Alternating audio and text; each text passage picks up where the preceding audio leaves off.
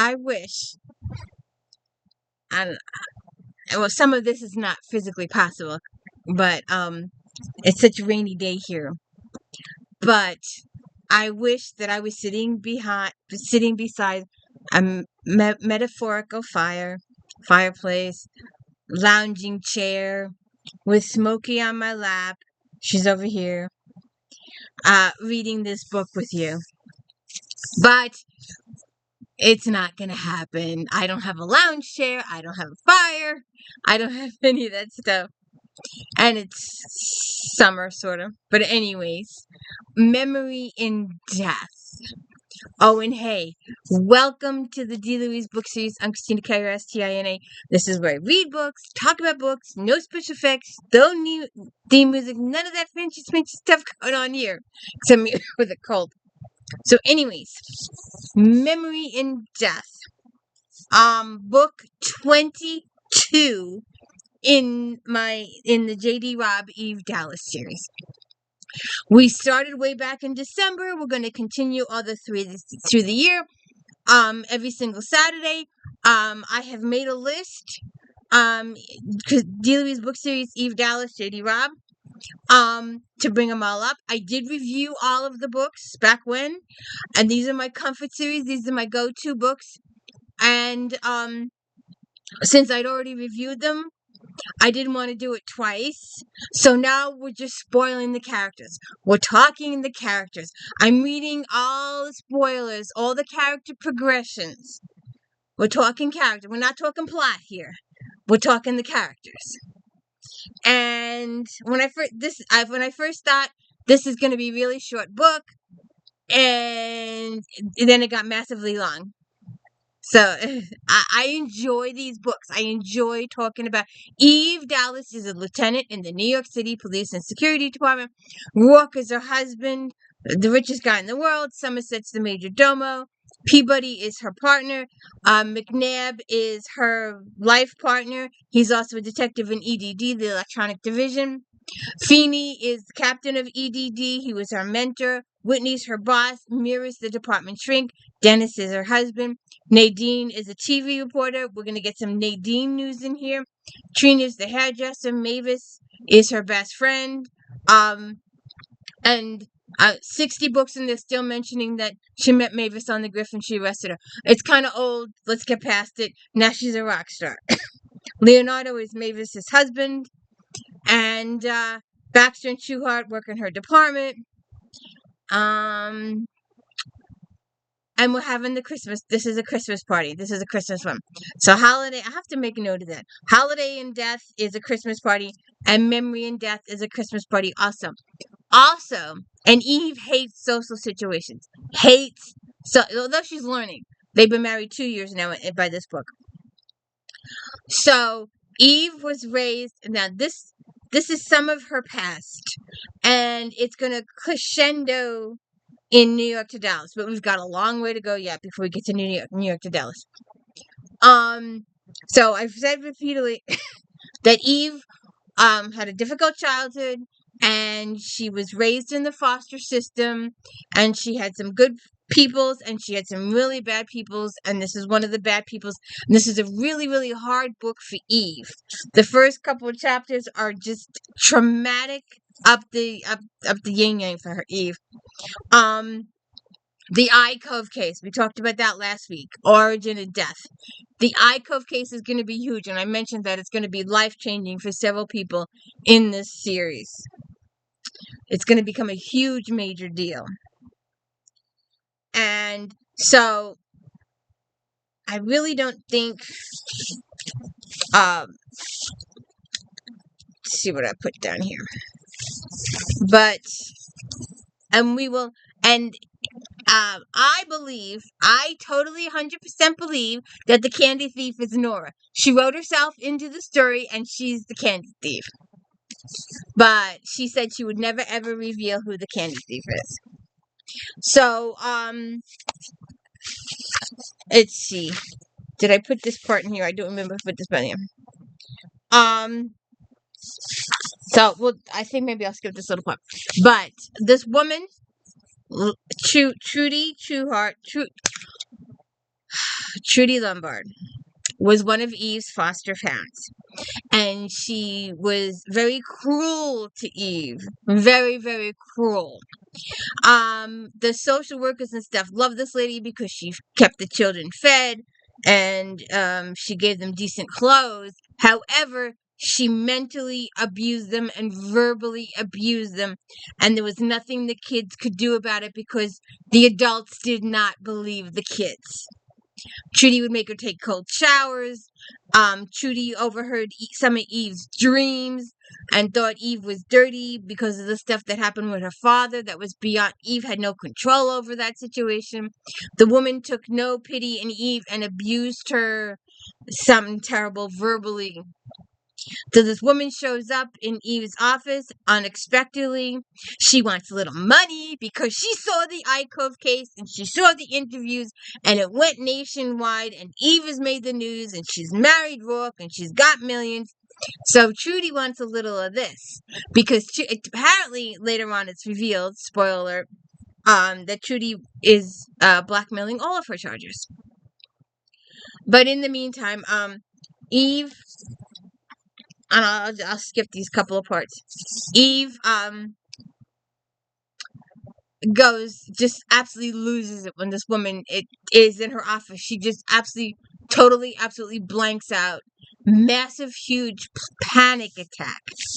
And she leaves Peabody in the middle of a case. Just leaves, just walks out, tells Peabody to handle herself, and just walks out. And Peabody, the good person that she is, calls Roarke. And she runs home and she jumps in the shower and she puts it on 104 degrees. I made a poll once. And no one sees my polls. I have polls out there. I asked about this really important thing. I wanted an interview with this person, but I was only going to do it if people would watch. Well, YouTube never showed my poll to anybody. So, anyway, that's where he found her, curled up on the wet tiles with water beating over her. Steam hung like a curtain. It ripped at his heart to see her. Jets off. Don't, just leave me alone. Not in this lifetime. Stop it. You've boiled your bones in another minute. And he hugs her and he tries to comfort her. And she tries to explain to him what happened, that she was just ripped apart by seeing this woman in her office. And it takes Eve a while to realize that she's not going to have control over her anymore. And it takes about 24, 48 hours. And she gets past it and she explains to Roarke what happened. And it takes her a while. It takes her a minute.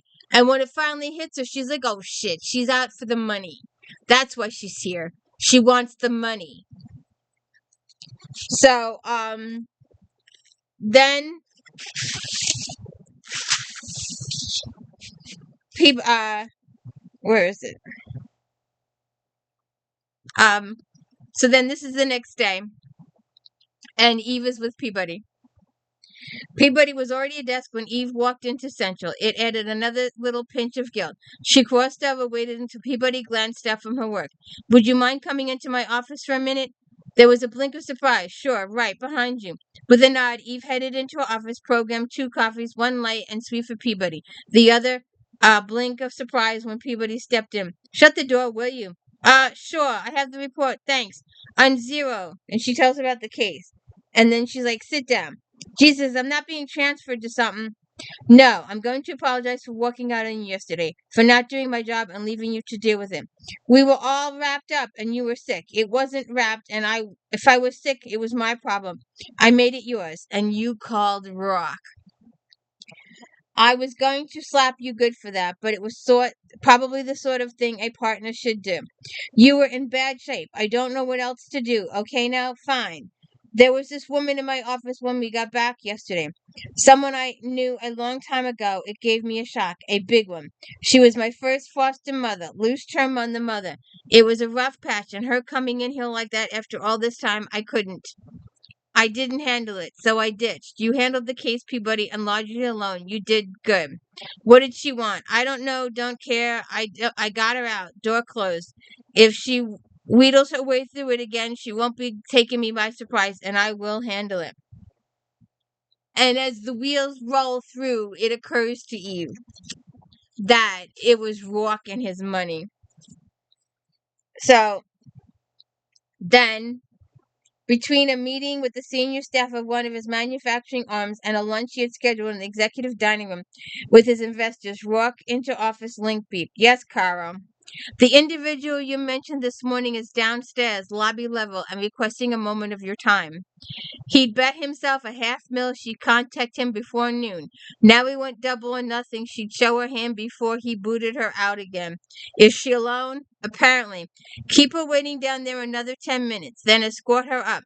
Not personally. Send an assistant, please, Carol. A young one. Keep her cooling out there until I buzz you. I'll take care of it. Would you like me to buzz you again a few minutes after she's in your office? No.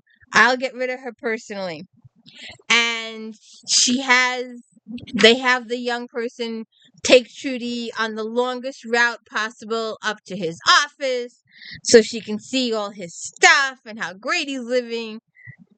And then she eventually sits down with Roarke, and excuse me.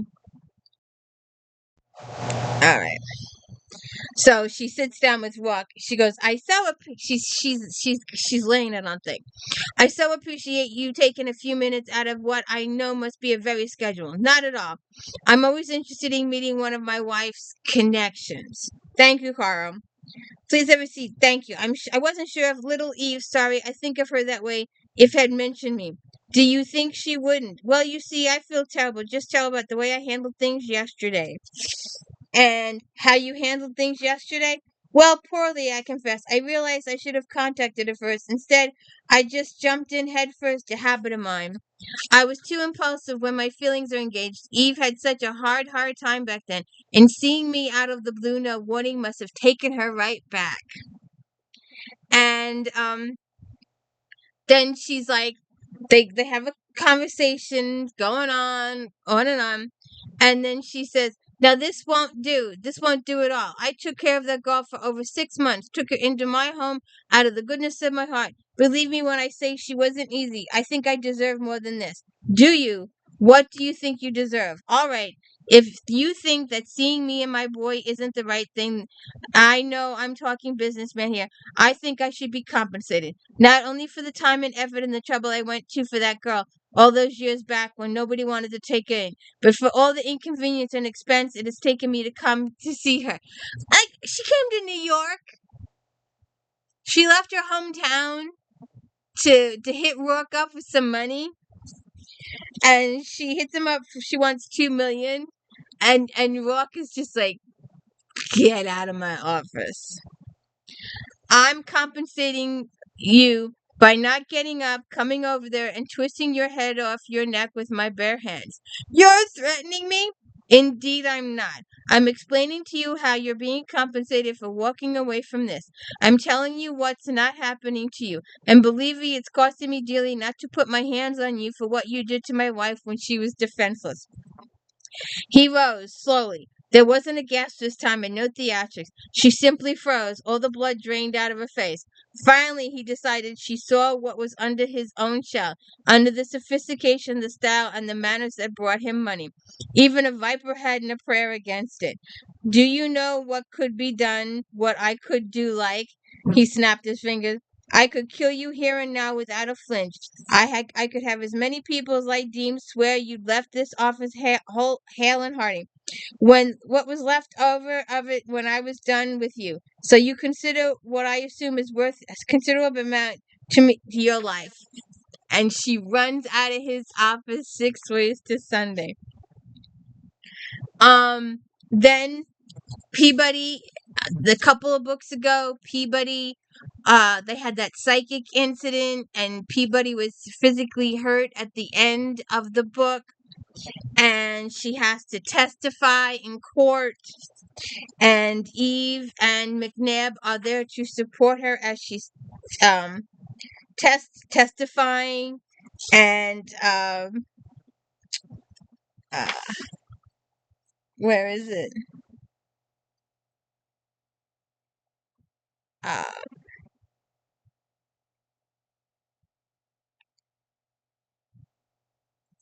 McNabb is there too. He see himself running with his heart slamming in his throat, hearing himself shouting, officer down, and communicator as he flew down the steps of his apartment building to her.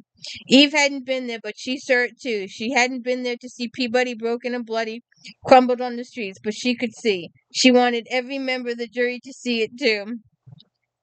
As it began, McNabb's hand groped for Eve. She let him hold it through the recitation, through the verification, the objection, the questions. She said nothing when the defense began the cross, and McNabb's fingers tightened like thin wires on hers. And then Eve tells him, "You've got 2 seconds to let go of my hand before I use the other one to punch you out." And Peabody survives the testimony. Okay, so then they're on the courthouse steps, and Nadine is talking with Peabody.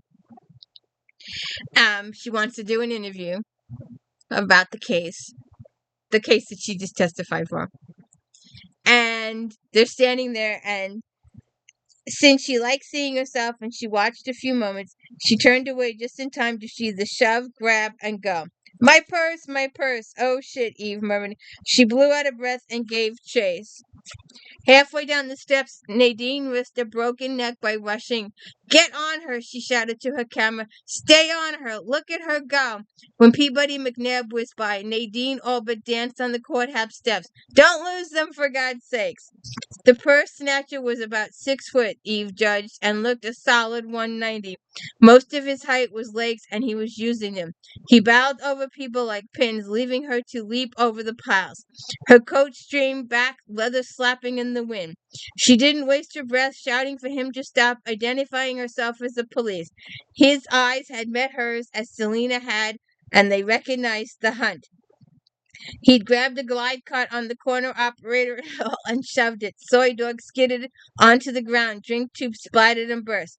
She jigged away from the pedestrian he all but threw at her, then jagged after another. Judging the distance, she jumped her legs, shoved off. Her tackle took him down, shoved him both across the sidewalk an inch from the curb, where the brakes of a maxi bus screamed like a woman. Her healing hip cried like a baby at the jaw. He managed to get one in while she was avoiding being crushed under the skidding wheels. She tasted blood when the elbow jammed her jaw. Now that was stupid. That was bone stupid. Now you've got assaulting an officer on your tab. Never said cop. How's I supposed to know? Besides, you were chasing me. You nearly threw me in front of a bus. Police brutality. I'm minding my own, and you tried to kill me. Minding your own. And she opened up his thing, and she gets a purse and 3 others, along with assorted wallets. Holidays! People come out, whatever the hell. Don't slap the assault, okay? Come on, cut me will you will. You've got good ones. So she takes him in to the office. She gave Peabody and McNabb the afternoon off so they could go celebrate after the courthouse case. And then, of course, the light bulb goes off in Eve's head. And she's home. And where is it now? She was exactly where she'd assumed she'd be, doing precisely what he'd assumed she'd be doing. She stopped pacing long enough to give her desk 3 hard kicks, and the hip she injured battling beside Roarke protested. Damn him. Can't he stay out of anything? The fat cat Galahad padded in, plopped down in the doorway of the kitchen as if prepared to enjoy the show. Do you see this? She demanded of the cat, and slapped a hand on her sidearm. Do you know why they gave me this? Because I can handle myself. I don't need some man charging in to tidy up my mess. So then Roarke and her have this big talk. And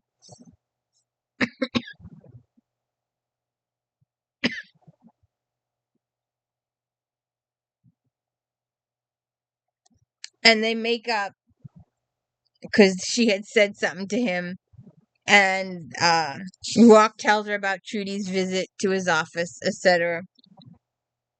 Um, uh, we both said things at one time or another we wish she hadn't. We can put that aside. As to the rest, I was wrong. Either Christmas has come early or this should be made another national holiday. I know when I've been an idiot, when I've been stupid enough, I wish I could kick my own ass. You can always leave that one to me. She came after you for your money. The light bulb had gone off. So then they have their Christmas party. And the Christmas parties are always the best. Um, this is so totally juiced. Mavis Freestone rushed up, leading with her very pregnant belly. At her velocity, she bumped into Eve before Eve could avoid contact. Nobody throws a splash like you guys.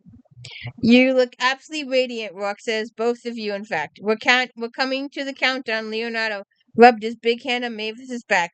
Almost at what they consider full term. What's that? Can I have some?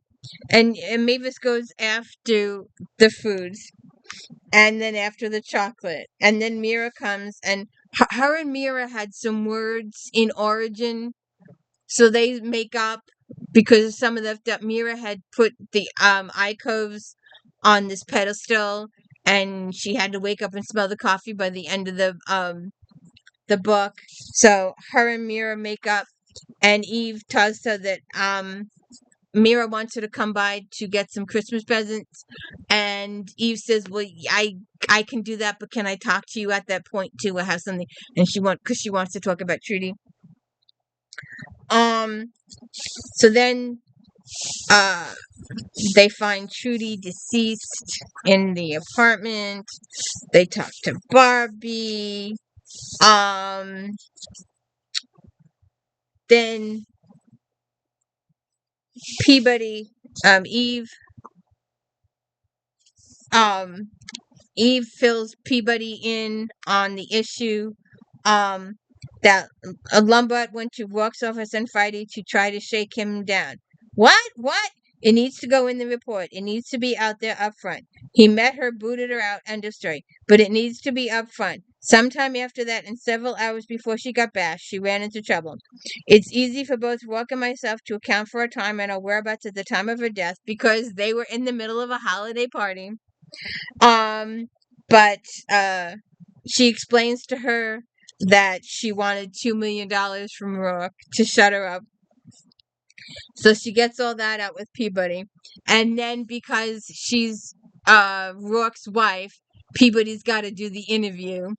So Peabody does the interview with Roarke for Roarke telling what happened in his office.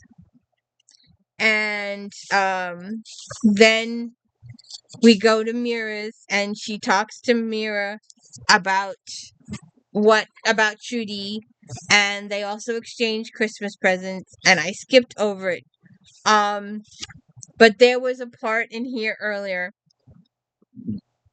because the individual wasn't named in this book. He later gets a name, Tico. But Eve bought Mr. Mira's scarf from the kid, and she will see him again in future books. And you kind of start rooting for the kid. You really do. He becomes a favorite, like Kevin and Nixie. They become favorites in the book. But he doesn't have a name in this one. He does in future books, though. Because I made a point of looking that back. So then, Eve gets home, and we got to include our Bookly swipe. When she stepped through the door of her home, Somerset was looming like a black crow in the foyer, Fat Galahad at his feet. She knew by the gleam in his beady eyes he was primed. I find myself surprised, he said, in what she figured he considered droll tones. You're out for several hours, yet you return, dare I say, almost fashionably dressed, with nothing torn or bloodied, a remarkable feat. I find myself surprised that no one's bothered to beat you into a pulpy mass just on the general principle of your ugliness. But the day's young for both of us. And then she goes up to her office. It's just, they love each other. It's just their way of doing things. And in future books, it would become even more and more present between her and Somerset. And then they watch, Eve watches the disc from Lombard. So then, uh, don't you look rested. If I were a girl, a comment like that would piss me off, I think. Now he smiled, moved in to touch his lips to hers. Lucky for both of us, then. Nearly Christmas, I know, seeing as the room smells like a forest from the big-ass tree you hauled in here. You had a fine time hanging the baubles on the boughs, didn't you? Yeah, that was good. I had a better time banging your brains out under them. That did put a nice finish on things. I don't... And he's looking at her. I want a date with you, Lieutenant, seeing as our Sunday plans were aborted. I thought dates went out with the I-do's. Isn't that in the marriage rule book? You didn't read the fine print. Christmas Eve. I want a date with you Christmas Eve. Will there be cookies? We can get cookies. I'm there. Gotta go. And she goes out for the day. Oh, and on her way out, she runs into Somerset. Figured out just what to get you for Christmas. A brand new shiny stick for you to shove up your ass. The one you've had up there the past couple of decades must be showing wear. As she leaves. Then, Peabody. This is gonna be... I enjoy these immensely. I enjoy the character interactions immensely. Peabody was stopping up and down in front of the hotel when Eve pulled up. The way she was eating up sidewalk told Eve she was either trying to walk off a few calories cold, which didn't seem possible as she had some sort of muffler deal wrapped around 6 times around her neck, or seriously pissed. It only took one look at her partner's face to opt for door number 3. What? What is what? That thing that's strangling you. Should I call pest control? It's a scarf. My grandmother wove it, sent it to me, and told me to open it now, so I did. Festive. It's warm and it's pretty. It's the freaking season, isn't it? Last I checked. You want me to call the exterminator after all for that bug crawling around your ass? Or are you getting a thrill out of it? He's such a jerk. He's a total and complete asshole. What am I cohabbing with a moron? Don't ask me, really, Eve said, holding up an end. Don't ask me. Is it my fault we're in a budget crunch? Is it not? Peabody announced and jabbed a finger in Eve's face. Is it my fault his stupid parents live in Scotland? I don't think so. And so what if we spent a couple of measly days with my family at Thanksgiving? The snarking scarf flew and billowed when Peabody threw her hands up. They have to have sense to live in the United States of America, don't they? Don't they? I don't know. There's a lot of them. Well, they do. And I casually just mentioned, that maybe we should stick around home for Christmas, seeing as it is their first one as a couple, maybe considering its attitude our last. Stupid. What are you looking at? Yeah, keep walking, dumbass man. The dumbass man is an innocent bystander, one of those dumbasses was sworn to protect and serve. All men are dumbasses, every mother's son. He said I was selfish. He said I wasn't willing to share. Well, bullshit. He doesn't wear my earrings, does he? If he wears anything else of yours, Peabody, I really don't want to know. Well, I'm selfish. I'm not being stupid. And if it's so important to him to go roast his damn chestnuts in Scotland, then he can go screw him. No. There's no crying on the job. No crying on the damn sidewalk in front of the crime scene. His parents and his family and his cousin Sheila. You know how he's always talking about her. I just can't go over there. I still have 5 pounds to lose. I haven't finished doing the skincare regimen that's supposed to shrink my pores, which are currently circumcised of moon craters. And by the time we pay for the flight, we'll be tapped for a month. We should just stay home. Why can't we just stay home? And I don't know. Maybe because you did the holidays with your half. He knew my parents. Her parents had been to visit in a previous book. There were still tears threatening, Eve noted. With the heat in those brown eyes, it was a wonder that didn't turn to steam. He met my parents before that. He wasn't going in cold. Besides, my family's different. How do you know? Because they're my family. Yeah. And it's not like I don't want to meet his eventually, but I have to go to a foreign country and eat, I don't know, haggis or something. It's disgusting. I bet the tofu surprise was a big winner over Thanksgiving. Whose side are you on anyway? Nobody's. I'm neutral. I'm, what is it, Switzerland. Can we go to work now? He slept on the couch, and he was gone when I got up this morning. What time is his tour? 8, same as me. So Eve contacts the sergeant desk and determines that McNabb has checked in to work. And so then Eve is like, that's it. I've had enough. Okay. I was going to do this later. She dug her pocket, pulled out a small wrap box. Take it now. My Christmas present that tonight, but I'm not really in the mood. Open the goddamn thing or I'll kill you where you stand. Sir, opening it, sir. She ripped the paper stuffed hurriedly in her pocket and lifted off the lid. It's a key code. That's right. It's to the ground transpo that'll be at the airport over in that foreign country. Air transpo's been arranged for 2 on one of Roarke's private shuttles, round trip. Merry freaking Christmas. Do what you want with it. You? One of the shuttles? Free? Peabody's cheeks went pink as summer rose. And a vehicle when we get there? That's so seriously, Mag. Can we go now, Dallas? And Peabody's got to give her a hug and the whole 9 yards. So then, they go talk with the, but then Peabody has got to go tell McNabb, and he opened the door to a small break. Wait, where is it? I need to talk to you. Busy. The back of her neck sizzled at the dismissal. 5 minutes. Private. He shoved back from his station, swirled around fast enough to make his long tail of blonde hair swing. He gave a jerk of the shoulder to indicate she should follow him, then strode off on his shiny yellow air boots. Color from anger and from embarrassment wrote her cheeks as she wove the clicks and clacks of EDD. The fact that no one paused long enough to hail her or send her a wave told him McNabb hadn't kept the situation to himself. Well, neither had she, so what?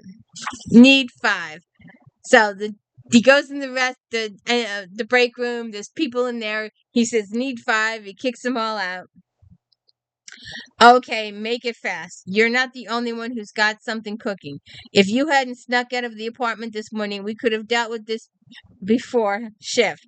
I didn't sneak out. Not my fault you sleep like a corpse. Plus, I didn't feel like slamming up against your attitude first thing this morning. My attitude. You're the one who said I was selfish. You're the one who said I didn't care.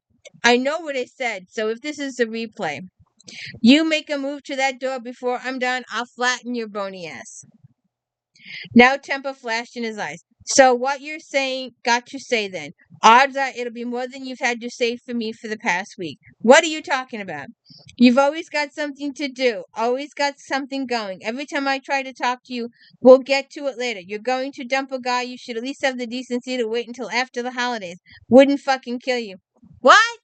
Dump you? Peabody's been making Christmas presents up in Mavis's apartment. She's been secretly knitting Christmas presents.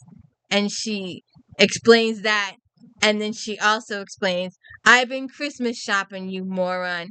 I've been going to the gym and I've been up at Mavis's because she's been knitting. I've been avoiding you because all you want to talk about is Scotland.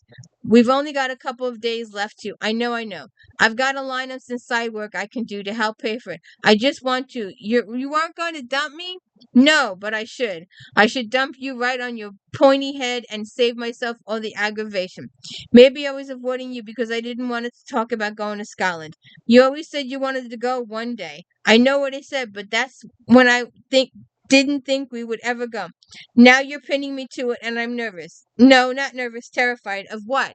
Of meeting your family. Her family had been in town. They've been in town a few books. McNabb met them, hung out with them. So going to see them in Peabody's head, he already knew them. But she has never been in the same room with McNabb's parents because they're over in Scotland. And she was afraid of meeting the in-laws.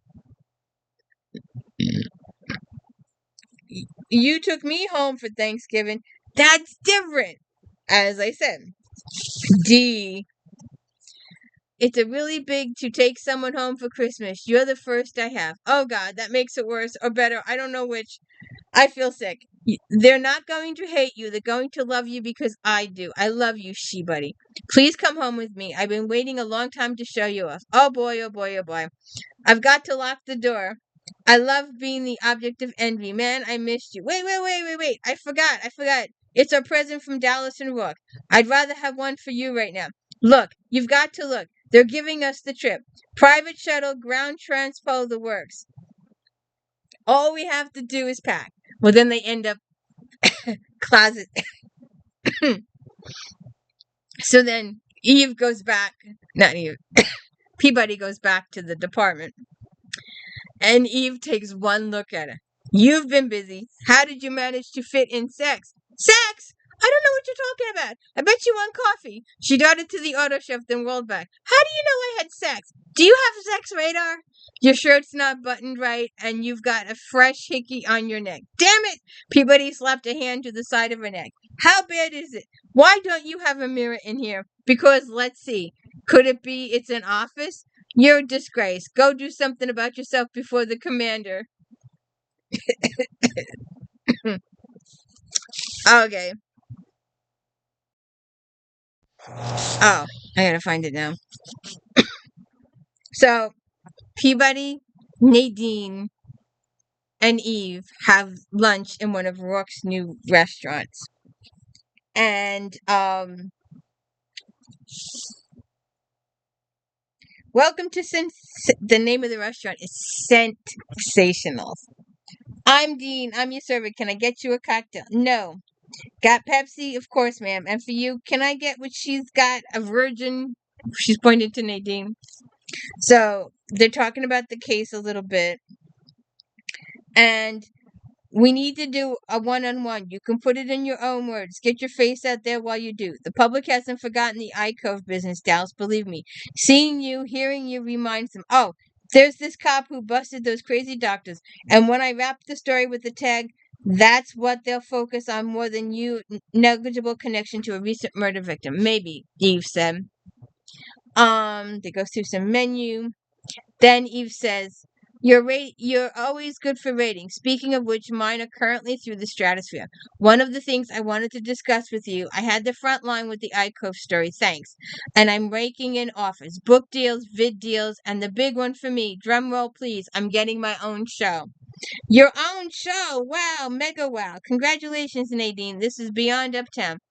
Thanks. A full hour weekly, and I can call my own shots. I'm going to have a staff. Jesus, I can't get over it. My own staff, my own show. I'm sticking with the crime beat. It's what I know and what I'm known for. We're calling it now, as in happening now. What's up, Smoke? Smoke, where you going? My support group is leaving. I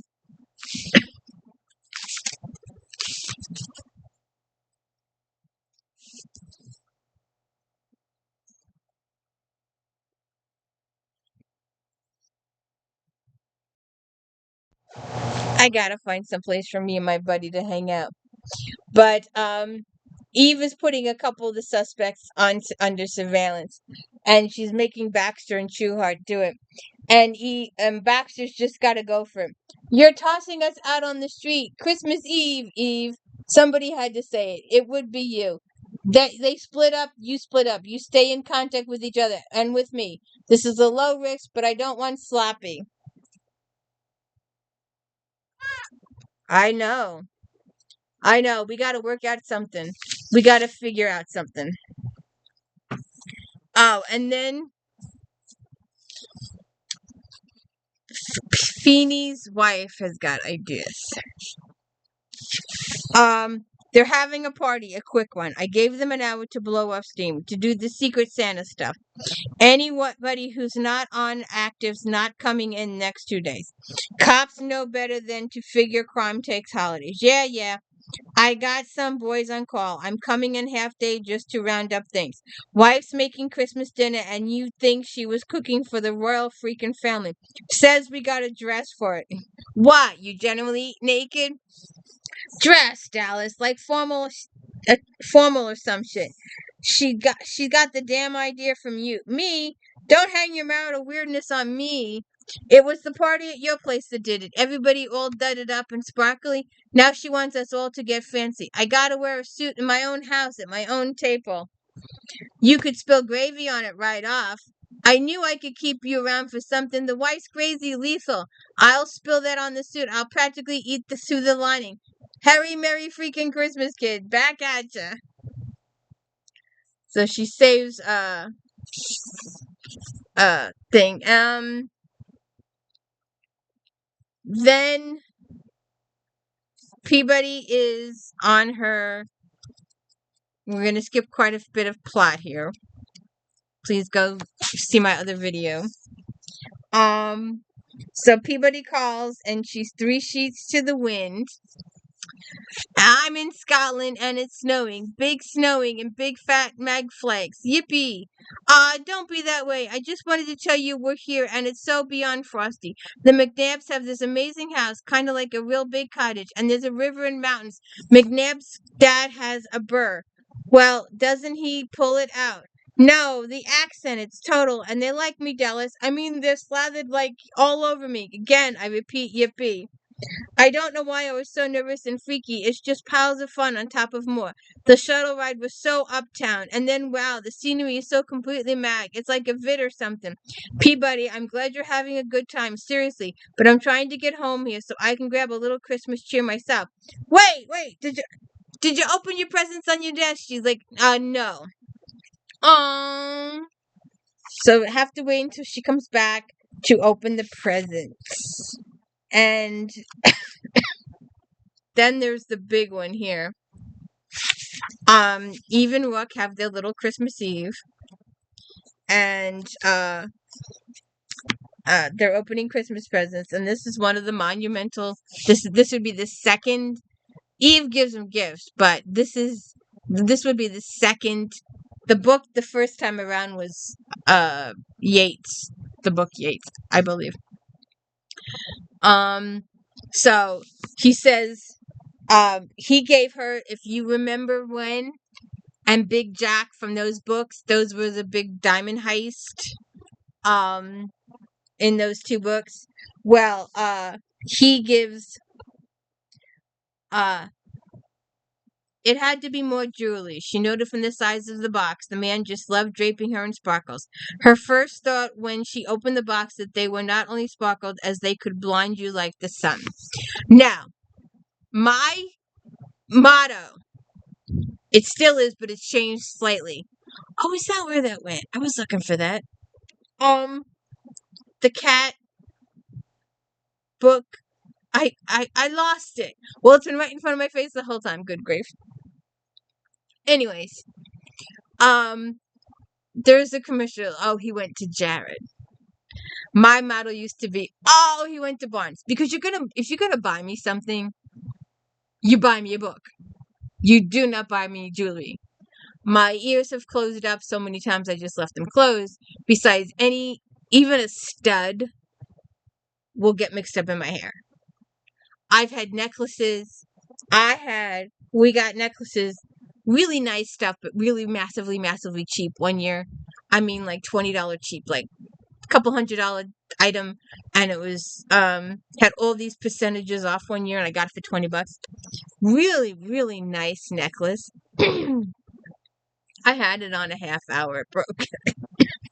I'm just not the jewelry person. So, the earrings were diamond drops, 3 perfect round stones in graduated sizes that drip from a cluster of more diamonds that form the petals of a brilliant flower.